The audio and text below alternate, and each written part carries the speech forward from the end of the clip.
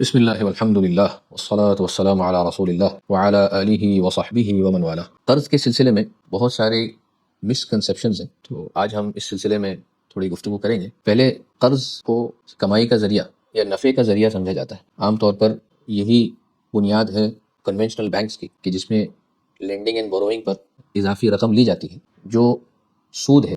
اللہ کے نبی صلی اللہ علیہ وسلم کا فرمان ہے کل قرض جر نفعا فہو ربا۔ حقیقت میں شریعت میں جو قرض ہے وہ ایک عقد تبرع ہے، یہ ایک احسان کا کانٹریکٹ ہے۔ ایک آدمی کسی کی محتاجگی اور ضرورت کے وقت کام آ جائے اور اس کی مالی مدد کر دے۔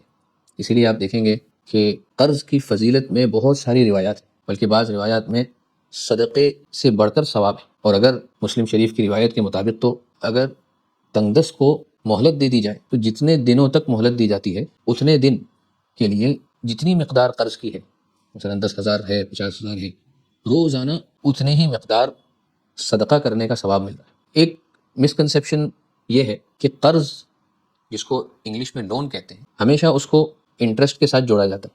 آپ نے سنا ہوگا لوگ کہتے ہیں لون ناجائز ہے، حالانکہ فی نفسی ہی لون ناجائز نہیں ہے۔ انٹرسٹ بیرنگ لون، وہ لون جس کے اوپر انٹرسٹ لیا جائے یا مشروط ہو، وہ ناجائز ہے۔ البتہ ہمارے معاشرے میں آج بغیر سود کے یا بغیر انٹرسٹ کے لون حاصل کرنا یہ بڑا دشوار ہو گیا، تقریباً ناممکن ہے۔ اس میں کرپشن اور اخلاقی گراوٹ کا بھی بہت بڑا ہاتھ ہے کہ لوگ قرضہ دیتے ہیں لیکن کبھی بھی واپس نہیں ملتا۔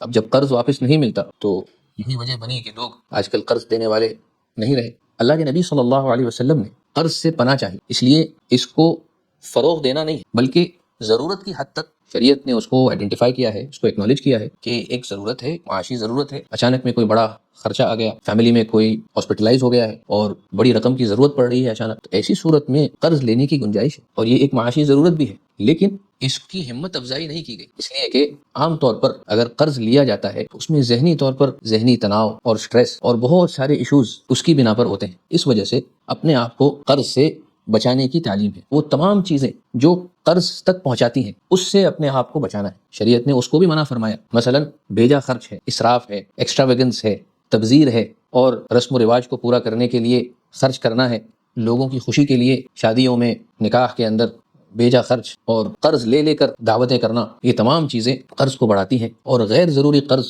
یہ شریعت نے اس سے روکا ہے اور منع فرمایا۔ اور بہت سی مرتبہ آپ دیکھیں گے کہ یہی وجہ بنتی ہے انسان کے سود میں ملوث ہونے کے، انٹرسٹ میں ملوث ہونے، اس لیے کہ بغیر انٹرسٹ کے لون ملتا نہیں۔